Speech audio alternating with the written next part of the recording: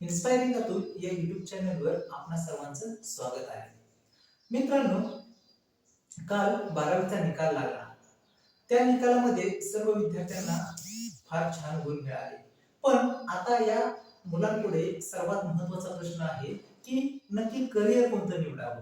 Career कोणतं निवडावं? आपण कोणत्या क्षेत्रामध्ये उतरावं आणि कोणतं क्षेत्र आपण चांगल्या पद्धतीनं त्या क्षेत्रामध्ये आपण करिअर करू शकतो.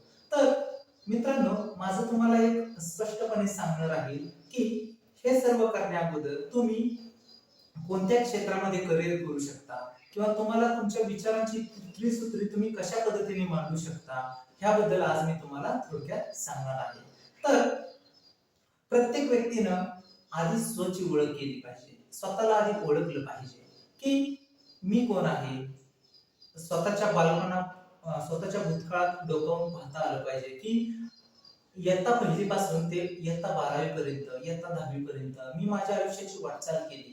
तर असं कोणतं क्षेत्र होतं किंवा कोणता विषय होता की त्या विषयामध्ये मी स्वतःला अतिशय पारंगत होतो किंवा तरबेज होतो. मला त्या विषयातलं सर्व काही जमत होतं.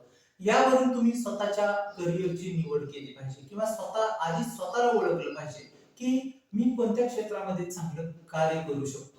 मी कोणत्या क्षेत्रामध्ये स्वतःचं करिअर निर्माण करू शकतो. आणि जर निर्माण करू शकत एखादा विषय तुम्हाला अवघड जात असेल पण तुम्हाला तरी पण असं वाटत असेल की मी ते करू शकतो, मी जर प्रयत्न केला तर मी तेही करू शकतो असं तुम्हाला वाटत असेल तर बिनधास्तपणे ते क्षेत्र तुम्ही निवडता आलं पाहिजे. पण आधी तुम्हाला स्वतःला ओळखता आलं पाहिजे की मी काय करू शकतो.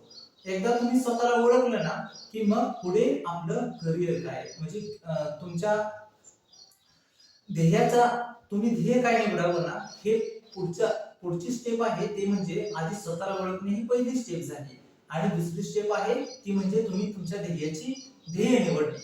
तुम्ही ध्येय निवडणे आणि त्या निवडलेलं ध्येय आहे ना त्याच्यामध्ये वाटचाल कशी करावी ना हे सर्व ठरवणं. आणि महत्वाची तिसरी पायरी आहे ती म्हणजे की निवडलेलं जे क्षेत्र आहे, निवडलेले जे ध्येय आहे त्याच्यामध्ये स्वतःला उत्तम आणि प्रतिभावंत बनवणं आहे. म्हणजे तुम्ही एखादं क्षेत्र निवडलं तर त्या क्षेत्रामध्ये तुम्ही उत्तम आणि प्रतिभावंत कसं बनू शकता. तुम्हाला कोणतंही क्षेत्र निवडा तुम्ही पण त्या निवडलेल्या क्षेत्रामध्ये तुम्हाला अतिशय पारंगत होता आलं पाहिजे. ही आयुष्यामध्ये मानवाला की हेच तीन प्रश्न आधी सॉल्व्ह करता आले पाहिजे. कोणते तीन प्रश्न की पहिलं म्हणजे तुम्हाला आधी स्वतःला ओळखता आलं पाहिजे.